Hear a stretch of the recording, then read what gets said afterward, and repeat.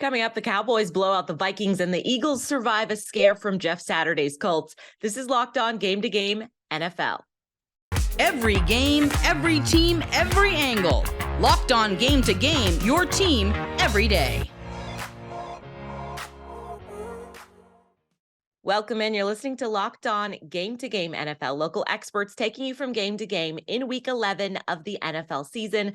I'm your host, Kainani Stephen. Thank you so much for making Locked On your first listen every single weekday. The Minnesota Vikings took part in the most exciting game of the year last week. Then they lost a really boring one at home to the Cowboys yesterday. A 40-3 Dallas win made a big statement, and Locked On Cowboys and Vikings tell you what it means for both sides.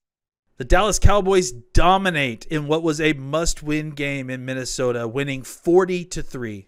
Hi, I'm Landon McCool with the Locked On Cowboys podcast, and the Cowboys needed a huge win this week after suffering an overtime loss to the Green Bay Packers in Green Bay. For the Cowboys to come in against an 8-1 team and deal a really, really big loss by 37 points on the road was a huge statement for a team that goes into a Thanksgiving Day matchup against the Giants for second place in the NFC East and still battling for a wild card spot. But the Cowboys made the statement that they are here, they are for real, and if they could figure out a way to win the games that they should be favored in, they could easily be waltzing to a double-digit win season with, at the very minimum, a nice wild card playoff ahead of them. For more on the Cowboys, make sure you check us out on the Locked On Cowboys podcast, and make sure you check out all the podcasts on the Locked On Podcast Network. Your team every day.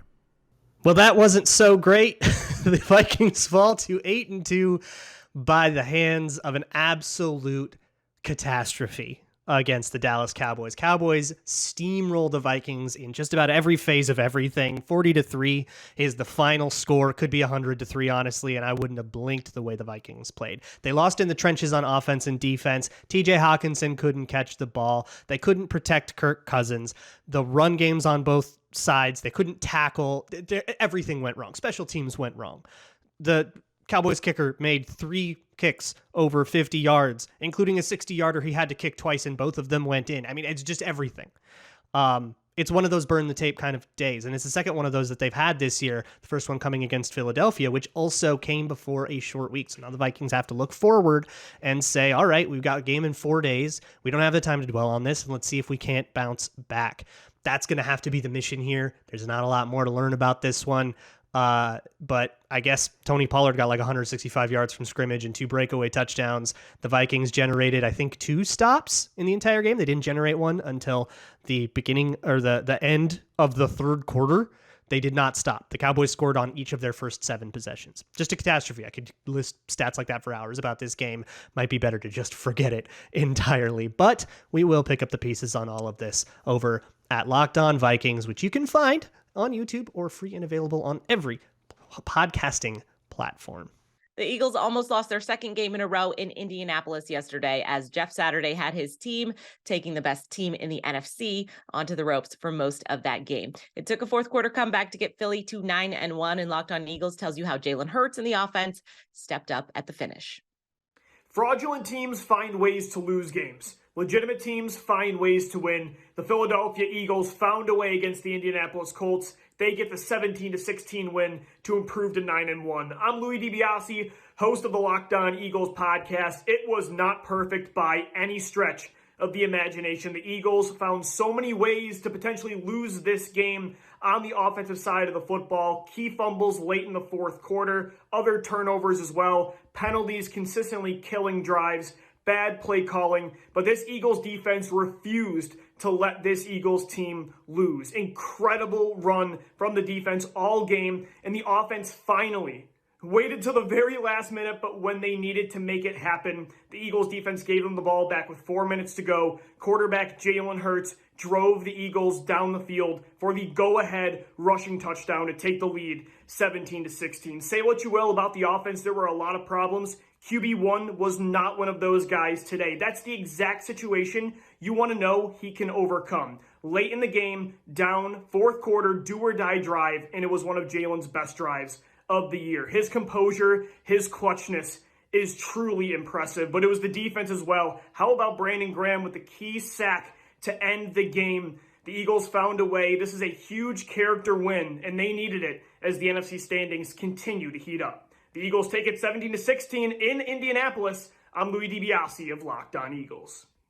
The Patriots beat the Jets yesterday using about everything but offense. Neither team scored an offensive touchdown in the game, and the Patriots special teams got the only score of the match in the final minute to send New England out victorious. Locked On Patriots looks at the offensive struggles after New England escaped with a win over New York. A star is born on the New England Patriots punt return team. Rookie cornerback Marcus Jones takes it 84 yards to the house, and the New England Patriots collect a 10-3 victory over the New York Jets in Week 11 at Gillette Stadium. The Pats move to 6-4 on the season and remain in playoff contention. And it was a wild one in New England. It was an interesting one in New England. The New England Patriots and the New York Jets locked in a 3-3 tie right up until the final 2 minutes of regulation. But Marcus Jones getting the punt return and taking it to the house for the Patriots secures the victory. Otherwise, New England struggled offensively. Mac Jones completing 23 of 27 passes, 246 yards, no interceptions, no touchdowns. Kicker Nick Folk connected on a 24-yard field goal for the game's first points, but then he missed two from inside the 50. Yeah, it was that kind of game in Foxborough on Sunday, folks. However, a dominant defensive performance by the Pats, keeping the New York Jets in under 100 rushing yards and under 100 passing yards for the day, allowed the Patriots to get the win. But there's still a lot to collect, and there's still a lot to give on the offensive line. The New England Patriots might be without their team captain, David Andrews, who left this one with a painful thigh injury. Prognosis is not looking good. We'll continue to monitor that. But the New England Patriots clearly have some offensive work to do in a short week as they head to Minnesota to take on the Vikings on Thanksgiving night. We'll be breaking it down for you, all the action from Sunday's game, all the action from Thursday night's game, and so much more on the Locked On Patriots podcast. So download, subscribe to, and follow wherever you get your podcasts. Locked On Patriots, your team every day. The Chargers may have blown the lead and possibly any chance at the division, but still they need to regroup and fight for a playoff spot the rest of the way. Locked On Chargers goes into the state of Los Angeles after the loss. The Chargers offense and Justin Herbert found some magic late, but it was Patrick Mahomes in Kansas City who got the last laugh. This is Daniel Wade from Locked On Chargers coming to you after the Chargers' 30-27 defeat on Sunday Night Football, losing in primetime in back-to-back weeks for the Chargers, who looked like they had saved their playoff chances in the fourth quarter, getting a 4-point lead with just a minute and 46 seconds to go after Josh Palmer's go-ahead touchdown, only for Kansas City to go right down the field and score the go-ahead touchdown with Travis Kelce with 31 seconds remaining. Chargers offense could not respond, and the Chargers blow another second-half lead after getting shut out last week against the 49ers. The Chargers get outscored 17-7 this week against the Chiefs and lose another big-time game that would go a long way in deciding whether or not this team makes the playoffs, who have basically erased all margin for error, falling to 5-5 on the season. The Chargers defense was overmatched, but the Chargers offense actually had showed some signs of life. It was really frustrating to see them start the third quarter, 3 straight scoreless drives for them in the second half, and it was just too little too late for the Chargers offense. But for the full game breakdown, make sure to check out the Locked On Chargers podcast for free every day, part of the Locked On Podcast Network, your team every day. The Broncos fell even further behind in their division by losing to the Raiders in overtime. Denver is now even with Vegas at the bottom of the AFC West. After a disaster of a start to the Russell Wilson era, Locked On Broncos wonders what they have to look forward to the rest of this season. The Denver Broncos suffer a gut-wrenching loss at home in overtime to the Las Vegas Raiders. What's left to evaluate the rest of the season for this team? I'm Cody York, host of Locked On Broncos, and yet another disappointing loss for this Broncos football team as they lose in overtime to the Las Vegas Raiders. Both teams now sit at 3-7 on the year. Not how anybody had anticipated for this Broncos football team here, but one change did occur for this upcoming season at play caller as Clint Kubiak took over play calling responsibilities in Sunday's action. The Broncos offense did some good things in the first half, but a couple of plays set them back, and also being unable to convert on third down in the second half impacted the Broncos. What is left to evaluate for the rest of this season after a disappointing 3-7 start? You get that and much more on Locked On Broncos, free and available everywhere you get your podcasts in audio format or whether you watch on YouTube. Coming up, the Rams lose again, and the Detroit Lions have the league's longest winning streak. This is Locked On Game to Game NFL. Today's edition of Locked On Game to Game is brought to you by Prize Picks. It's a super simple way to play daily fantasy sports. What you need to do is you pick 2 to 5 players, and if they score more or less than Prize Picks projects them to, you can win up to 10 times your money on any entry. You're not competing against anyone else. You're just competing against those predictions. You can download the Prize Picks app or go to prizepicks.com to sign up and play daily fantasy sports. First-time users can receive a 100% instant deposit match for up to $100 with our promo code Locked On. If you deposit $100, Prize Picks will give you $100. If you deposit $50, Prize Picks will give you $50. Don't forget to enter promo code Locked On at sign up for an instant deposit match of up to $100. Welcome back to Locked On Game to Game NFL. I'm your host, Kainani Stevens. Thank you for making Locked On your first listen every weekday. The New Orleans Saints put the reigning Super Bowl champs in an even deeper hole, dropping the Rams to 3-7 on the season so far. In their first game, they played without Cooper Kupp. Locked On Saints explains how Andy Dalton and Taysom Hill took New Orleans to a win. The New Orleans Saints put together their best game of the season in their 27-20 win over the Los Angeles Rams. I'm Ross Jackson, host of the Locked On Saints podcast. It was a little bit of Andy Dalton, a little bit of Taysom Hill, helping to get it all done here in the Caesars Superdome against the Los Angeles Rams. And I'm calling it their best win of the season. But wait, Ross, they shut out the Las Vegas Raiders just 3 weeks ago. But hey, let's be real. That was aided by the play of the Las Vegas Raiders. The New Orleans Saints here had to adjust, they had to counterpunch, and they had to kind of bounce back against adversity in this game, all in the moment, and they got it done. And I think that's something that's very important, whether you're somebody that has punted on this season here in 2022 and you're looking ahead to 2023, 2024 already, or if you're still very much engaged in what's going on with the New Orleans Saints. Chris Olave, Taysom Hill, Caden Ellis, Paulson Adebo, Alante Taylor, all young studs on this New Orleans Saints roster, which means the outlook, whether you're looking at this season or beyond, is still bright in the city of New Orleans. And this win against Los Angeles Rams helps to prove it. For more on this win and more around your New Orleans Saints, make sure you tuned in to the Locked On Saints podcast, free and available on all podcast apps every single Monday through Friday, part of the Locked On Podcast Network, your team every day. Jamaal Williams and DeAndre Swift ran all over the New York Giants yesterday afternoon, leading the Lions to their 3rd straight win, and they knocked New York down to 7-3. Locked On Giants looks over things after a second loss in 3 weeks, as New York 3rd in the NFC East. The New York Giants were blown out at home by the Detroit Lions, who mauled them 31-18. And while the Lions played well, the Giants didn't help their cause either, having played a sloppy and mistake-filled game. Hi, everybody. Patricia Traynor reporting. And the Giants spotted the Lions 17 first-half points alone on mistakes that included a defensive penalty on 3rd down that extended a scoring drive, an interception thrown by Daniel Jones, and a shank punt by punter Jamie Gillen. The Giants also didn't help themselves in the penalty department. They had 7 penalties for 58 yards in the first half alone, finishing with 8 for 63 yards in the game. And they proved beyond a shadow of a doubt that they're simply not good enough to overcome their mistakes. If that wasn't bad enough, the Giants were hit hard by injuries. They may have lost cornerback Adoree Jackson on a punt for anywhere from 3 to 5 weeks, according to a report. Jackson injured his knee in the second quarter on a punt, and according to the Score's NFL insider Jordan Schultz, Jackson suffered a sprained MCL. Others who left the game with injuries included rookie receiver Wan'Dale Robinson with a knee injury, center John Feliciano with a neck injury, starting cornerback Fabian Moreau with a rib injury, offensive tackle Tyree Phillips, and defensive back Jason Pinnock with a jaw injury.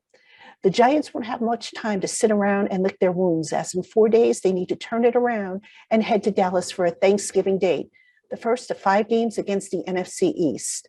If the Giants aspire to keep their playoff hopes alive, they need to get a lot of stuff cleaned up in a short amount of time before things start to slip away. For more on this and all things New York Giants, keep it here on the Locked On Giants podcast. The Ravens and Panthers took a 3-3 tie into the 4th quarter before Baltimore scored 10 straight points to end the game as winners. Locked On Ravens goes into the hard-fought battle for the AFC North leaders.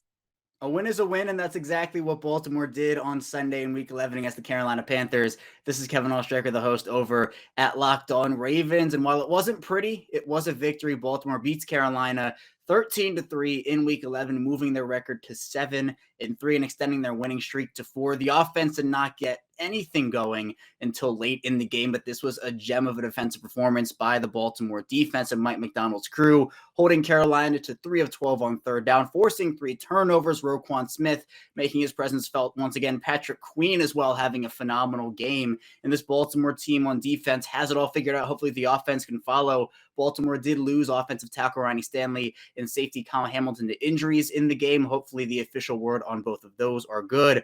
But for now, Baltimore continues to win, continues to stack victories, and they now face off against the Jacksonville Jaguars coming up in Week 12. For more on the Baltimore Ravens and this team, be sure to follow the Locked On Ravens podcast and subscribe on YouTube, part of the Locked On Podcast Network.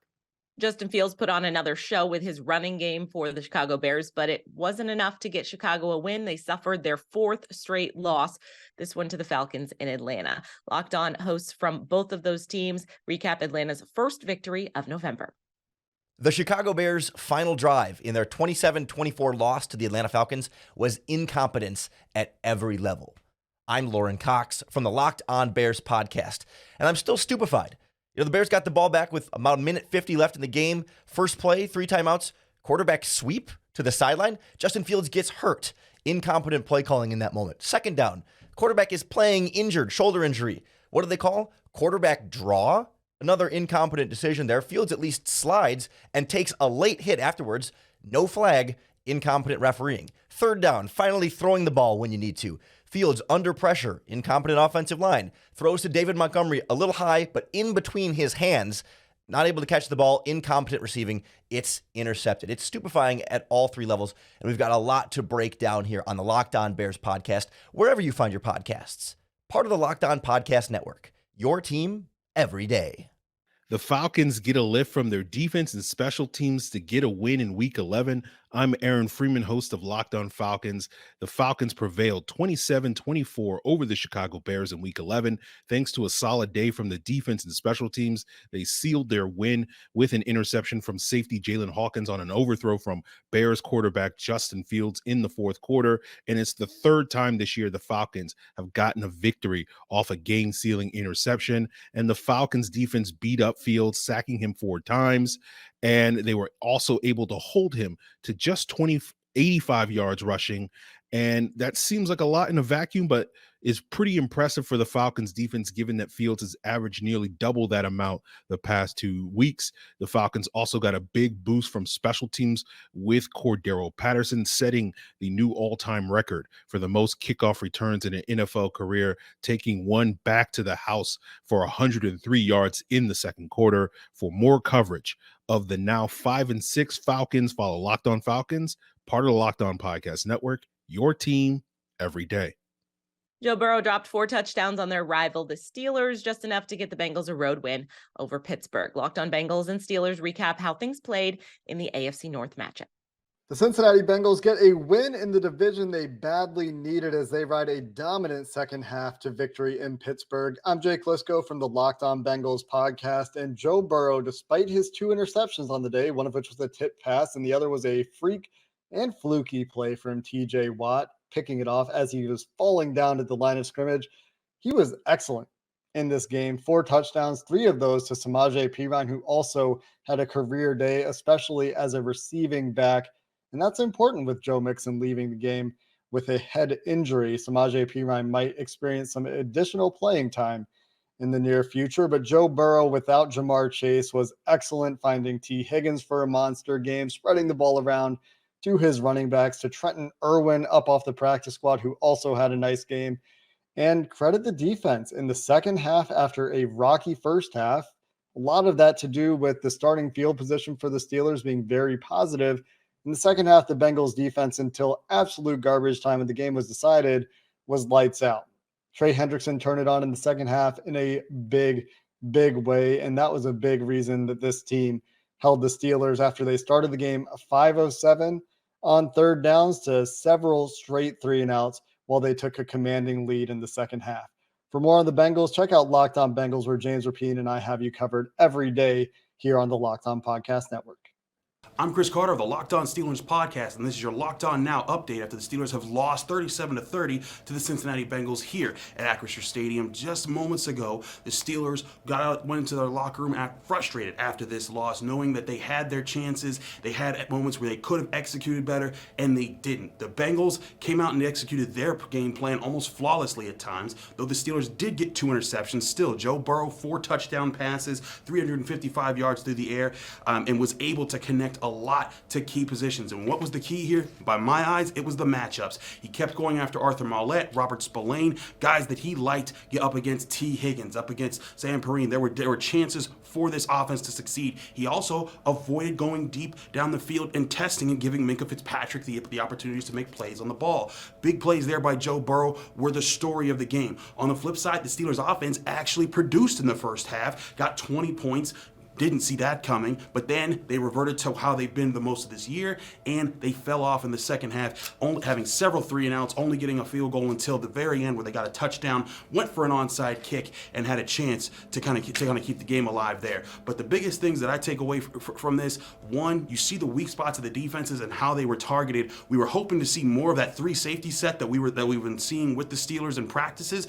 It didn't show that much in this game because Arthur Maulet and Robert Spillane were still picked at a bunch by this defense. The other aspect of this, the Steelers pass rush, not doing enough. 2 sacks on Joe Burrow were good enough, and TJ Watt did get an interception. It was good enough to keep the Steelers in it after a while, but they needed to get charged late, and they didn't. Yes, we could talk about holding, we could talk about TJ Watt being tackled on key plays, but the bottom line is this Steelers defensive front is supposed to fight through those moments, and they didn't do it enough. The Bengals did a bit better job of doing that.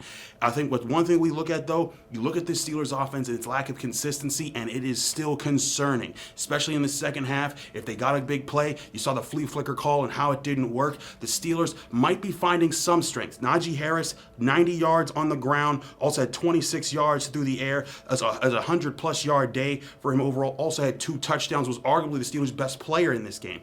But still, not enough going behind that. Kenny Pickett, 25 of 42, 2 sacks, 1 touchdown. Didn't throw the killer interception, but still didn't do enough in this game to capitalize on key moments. All in all, Steelers still a team that is struggling and figuring themselves out. They're now 3-7, but they have to turn it on soon. They got the Indianapolis Colts next week. We'll talk more about this game on the full episode of Locked On Steelers coming out later tonight. Again, I'm Chris Carter. Follow me on Twitter and Instagram at Carter Critiques. Check out the Locked On Steelers podcast on Apple, Spotify, Google Podcasts, Odyssey, and especially YouTube. That's all for today on Locked On Game to Game NFL. Thank you for making Locked On your first listen every single weekday. Make sure that you subscribe to Locked On NFL and, of course, your team's Locked On podcast on YouTube and wherever else you choose to get your podcasts from. I'm Kainani Stevens. This has been Locked On Game to Game.